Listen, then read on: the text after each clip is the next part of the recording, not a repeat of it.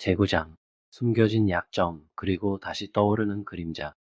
전화통화 중 나는 반드시 CDA에 직접 보고해야 한다고 고집했다. 허젠웨이 국장은 전화선 너머에서 잠시 침묵한 뒤 동의했다. 내 어조에서 뭔가를 읽어냈던 모양이다. 나는 그에게 폐를 끼치는 것이 안타까웠지만 그를 만나야만 했다. 의심은 점점 커지고 짙어져 숨이 막히고 잠을 이루지 못했다. 허젠웨이 국장의 운전사인 작은 왕이 공항으로 나를 맞아왔다. 차가 스트리트 A를 돌며 호텔 A 앞에 멈추자 그는 미리 준비된 방 열쇠를 건네며 눈을 깜빡이며 말했다. 국장님이 특별히 마사지 욕조가 딸린 럭셔리 방을 마련해 주셨으니 편히 즐기세요. 제가 곧 연락드리겠습니다. 나는 고개를 끄덕이며 따뜻한 위안을 느꼈다. 허젠웨이 국장은 그런 리더였다. 출장 중이든 장기 외근이든 그는 늘 부하에게 따뜻함을 전했다. 그는 내가 3A, 이틀밖에 머물지 않을 것이란 걸 알기에 비용 부담을 주지 않으려 했다. 그리고 나는 언제나 저렴한 숙소를 선호하니 그가 6성급 호텔의 최고급 방을 열어주었다. 매번 그는 마사지를 강조했는데 처음엔 웃음이 나왔다. 요즘도 마사지 욕조를 쓰나요? 마사지를 하는 여자는 더 저렴하고 실용적인데요. 하지만 운전사 작은 왕이 웃으며 말했다. 국장님은 우리가 마사지 여자를 찾지 않게 하려는 뜻으로 매번 강조하시는 겁니다.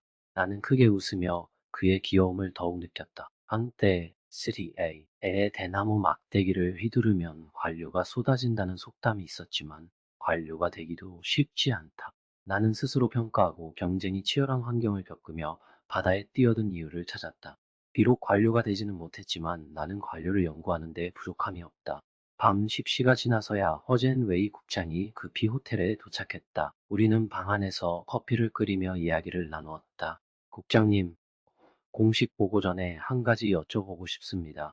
지난번 말씀하신 뒤로 계속 생각해 왔습니다. 그가 웃으며 나를 바라보니 나는 말을 이었다. 모든 사람에게 치명적인 약점이 있다고 하셨죠. 그 말에 일리가 있습니다. 당신은 적의 약점을 이용해 그들을 굴복시키고 비밀을 끌어냈다고 들었습니다. 현재 당신이 맡은 방간첩, 정찰 정보 업무에서도 사람들의 치명적인 약점을 이용해야 할 텐데 모든 사람에게 그런 약점이 있나요? 허젠웨이 국장은 고개를 끄덕였다. 사람은 장점과 단점을 동시에 갖고 있습니다. 그중 단점이 치명적일 수 있죠.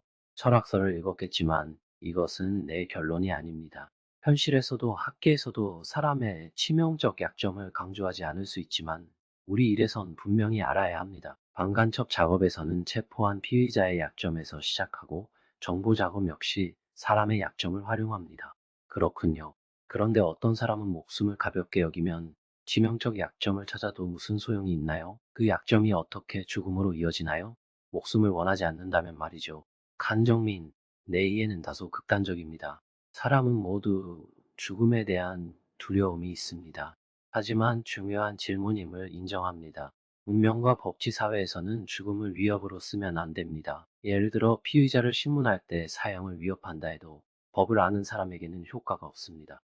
그래서 당신의 생각은 중요하지만 죽음에 대한 두려움이 없는 사람도 치명적 약점이 없다는 의미는 아닙니다. 나는 오늘도 할 일이 남아있음을 알면서도 불만을 품고 목소리를 높였다.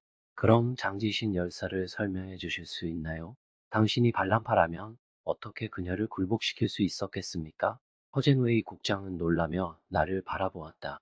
장지신은 문화대 혁명 시절 사인방의 악행을 폭로한 영웅이었다. 그녀는 강압에 굴복하지 않았고 발람파는 금속관을 입에 삽입해 생명을 유지하면서도 그녀를 끊임없이 비난했다. 나는 그 사건을 국가안전부 특권으로 입수한 자료로 기억하고 있다.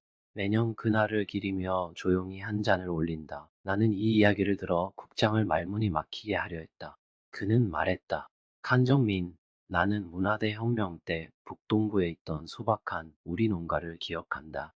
장지신은 나에게 영웅이다. 만약 우리에게 그런 인물이 더 많았다면 일본이 우리 땅을 8년간 침략했을까요? 예. 사인방 몇 명이 우리 땅을 10년 넘게 파괴했을까요? 그런 사람은 치명적 약점이 없겠군요. 그렇지 않다면 왜 발람파가 그녀를 해부하려 했을까요? 나는 사람은 치명적 약점이 있다고 믿는다. 그렇지 않으면 우리는 문제 앞에 주저하고 포기한다. 산도 없고 관문도 없고 치명적 약점 없는 상대도 없다. 장지신 같은 영웅을 예로 든 것이 부적절할 수도 있지만 이해시키기 위해 다시 말하겠다. 그는 이어 말했다. 장지신처럼 죽음을 두려워하지 않는 영웅은 우리 조직에 많다. 허롱, 백록회 같은 인물들, 그리고 해방전을 이끌던 유속이까지 그들은 모두 죽음을 두려워하지 않았다. 그 이유는 더 높은 이상과 공산당이 전 국민을 해방한다는 확신 때문이다. 그들은 자신의 목숨을 제2의 가치로 여기게 된다. 그는 한숨을 쉬며 말했다. 하지만 그런 장점이 바로 치명적 약점이 될 수 있다. 유속이가 자신의 삶을 전념했을 때 죽음으로 위협한다면 그는 웃으며 순순히 죽을 것이다. 실제로 유속이는 마지막 순간에 극심한 절망에 빠졌다. 그는 당과 인민에게 버림받은 듯했다. 그 절망은 죽음보다 더 무서웠다. 그는 이제는 자신이 억울하게 몰려 있음을 깨달았다. 그래서 그는 죽음도 두려워하게 된 것이다. 나는 고개를 끄덕이며 깨달았다. 그들의 치명적 약점은 바로 그들의 장점, 즉 죽음을 두려워하지 않는 이상이다. 유소기가 죽음 직전 절망에 빠진 것은 인민과 당이 그를 버렸기 때문이다. 하지만 그때는 인민이 그를 버린 것이 아니라 해방 후 정치가 개인 숭배로 흐트러졌기 때문이다. 그는 고개를 끄덕이며 말했다. 맞다. 하지만 그때도 인민은 그를 버린 것이 아니다. 단지 체제의 왜곡이 그들을 혼란에 빠뜨렸다. 그래서 그들은 죽음조차도 두려워하게 된 것이다. 나는 또 물었다. 제가 발람파라면 장지신을 쉽게 굴복시킬 수 있었을까요? 그는 미소를 지으며 물었다. 말해보세요. 나는 조심스레 제안을 했다. 만약 장지신에게 사인방이 몰락하고 마오주석이 승리한다는 사실을 알려준다면 그녀는 설득될 수 있지 않을까요? 그때 그녀는 목숨을 살려달라고 애원할지도 모른다. 허젠의 국장은 잠시 생각에 잠겼다. 나는 다시 물었다. 제 치명적 약점은 무엇일까요? 그는 여유롭게 대답했다. 언젠가 스스로 알게 될 것이다. 지금은 그저 베이징에 와서 철학 이야기를 나누러 온 게 아니라는 걸 기억해라. 그는 시계를 보며 말했다. 미국 출장 보고를 시작하겠다. 나는 미국 출장에 대해 간단히 보고했다. 통과는 순조로웠지만 홍콩 공항에서 내 짐이 미국 출국 시 전문가에게 수색된 것을 알게 되었습니다. 그는 눈살을 찌푸렸다. 그럼 당신이 미국에서 감시당했을 가능성이 있다. 어떻게 그 사실을 알았나요? 나는 세탁제 사건을 이야기했다. 그는 웃으며 말했다. 칸정민, 너는 언제나 기발한 아이디어가 있구나. 세탁제 사건이라 만약 FBI가 너를 감시했다면 짐은 이미 공항에 도착하자마자 검사됐을 것이다. 그래서 통관에서 별다른 문제가 없었던 것이지. 설령 진짜 마약을 들고 가도 그들은 눈치채지 못했을 것이다. 그런데 언제 감시당했는지 기억나나? 나는 대답했다. 잘 모르겠다. 뉴욕에 도착했을 때도 별다른 흔적을 못 찾았다. 아마 뒤에서 무언가 있었던 듯하다. 그는 고개를 끄덕이며 말했다. 칸정민, 너는 임무를 훌륭히 수행했다. 정보가 제한적이었기에 어려운 일이었지만 내가 도와준 덕분이다. 보고를 마치고 시계는 12시를 가리켰다.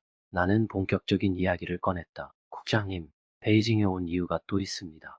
그는 고개를 끄덕이며 물었다. 잠깐만, 내일 아침 회의가 있다. 빨리 말해라. 나는 눈을 깜빡이며 말했다. 당신의 협조 없이는 어렵습니다. 그는 당황한 듯 담배에 불을 붙였다. 규칙은 알지? 나는 이제 국가안보 현장에서 물러났지만 오늘 내 조언이 필요하다. 그는 잠시 침묵했다. 민감한 이야기인가? 그는 물었다. 시간은 10분. 시작해라. 나는 침대 옆 램프를 켜고 국장의 옆 조명을 끄며 어두운 곳에 앉았다. 국장님, 저는 상원령과의 관계를 알고 계십니다. 그녀의 미국 체류와 성형 후 행적을 조사하라는 명령을 받았습니다. 규율을 지키려 했지만 그녀에 대한 감정이 남아 있습니다. 그녀의 현재 상황을 알려주실 수 있나요? 나는 숨을 고르고 계속했다. 미국에서 돌아온 뒤 2명의 동창이 사건에 휘말렸습니다. 한 명은 국가기밀 유출죄로 수감됐고 또 한 명은 보안 위반으로 조사를 받았습니다. 우리 반은 40명 정도였는데 최근 몇 달 사이에 2명이 동시에 타격을 입은 것은 우연이 아닐 겁니다. 우리 학과는 국제정치학과였고 졸업생 대부분이 외교부, 경제무역부, 국가안전부, 군사학원 등에 배치되었습니다. 특히 해안지방의 국가안전청에 배정된 동창들이 많습니다. 이제 두 사람의 사건을 보면 우리 동창 전체가 비슷한 위험에 처했을 가능성이 있습니다. 만약 이 상황을 조기에 차단하지 않으면 전염병처럼 퍼질 수 있습니다. 나는 잠시 멈추고 어둠 속에서 국장의 표정을 살폈다. 그는 담배 연기에 시야가 흐려졌지만 나는 계속했다. 미국 CIA가 우리를 오랫동안 감시해왔고 이제는 우리 동창들의 개인 정보까지 파악했을 가능성이 있습니다. 동창들 사이에는 서로의 성격, 약점, 취향을 모두 알고 있거든요. 만약 외부 정보기관이 이 점을 이용한다면 큰 위험이 됩니다. 우리 동창 중에 심리학에 능통하고 CIA의 지원을 받은 인물이 있다면 어떨까요? 나는 목소리를 높이며 말했다.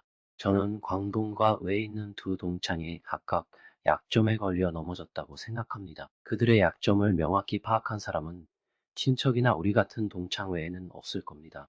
만약 이 추정이 맞다면 위험은 훨씬 커집니다. 우리 반에는 해외 파견된 이도 있는데 예를 들어 샹샤오 광이 비밀스러운 우주 연구에 투입되었습니다. 그는 언제든 위험에 처할 수 있으니 가능한 빨리 보호 조치를 취해야 합니다. 열분이 지났습니다. 연기가 사라지며 허젠웨이 국장이 조용히 말했다. 나는 고개를 돌려 그가 여전히 친절한 얼굴을 하고 있음을 확인했다. 그의 신중함을 이해했다.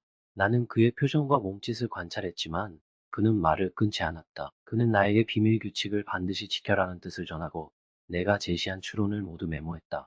그는 추가 정보를 허용하며 내게 더 많은 질문을 권했다. 그는 이어 말했다. 우리 워싱턴 3D 정보에 따르면 상원련이라는 여성이 CIA에 의해 중국으로 파견되었다는 보고가 있다. 과거 CIA는 우리에게 스파이를 지속적으로 보냈지만 이번엔 그녀가 변장을 하고 들어온 것으로 보인다.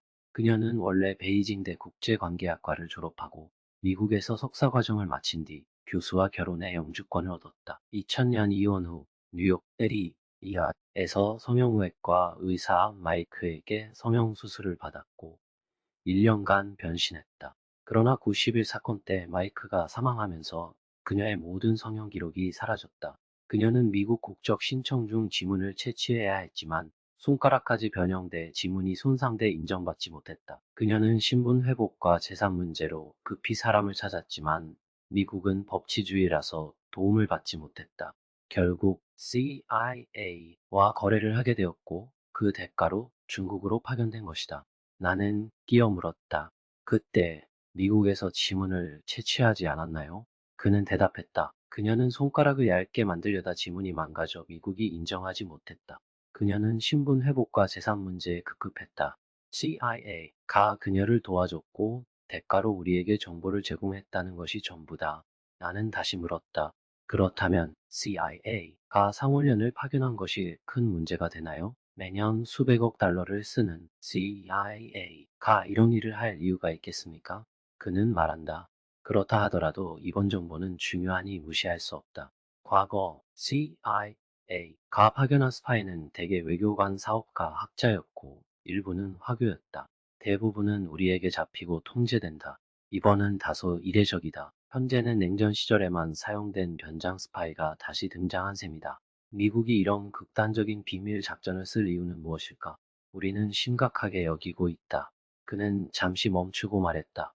당신의 추론이 맞다면 상황은 더욱 심각하다. 하지만 동창들이 전국에 흩어져 있고 모두 보안부서에 있지는 않다. 일일이 확인하면 오히려 발각될 위험이 있다. 나는 그의 동의를 얻으며 갑자기 떠오른 생각을 말했다. 우차오가 동창 모임을 잡아볼 수 있지 않을까요? 광주 3B의 몇몇 동창에게 연락해 모임을 열면 모두 모일 겁니다. 그는 고개를 끄덕이며 말했다. 좋다. 우리도 전문가를 투입해 도청을 할 수 있다.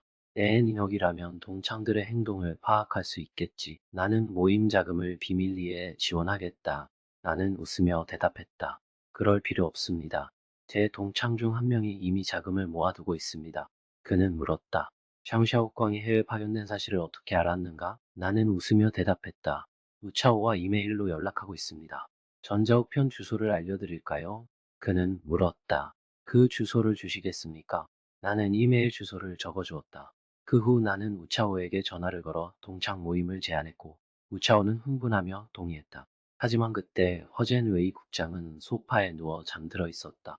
나는 조심스럽게 담요를 덮어드렸다.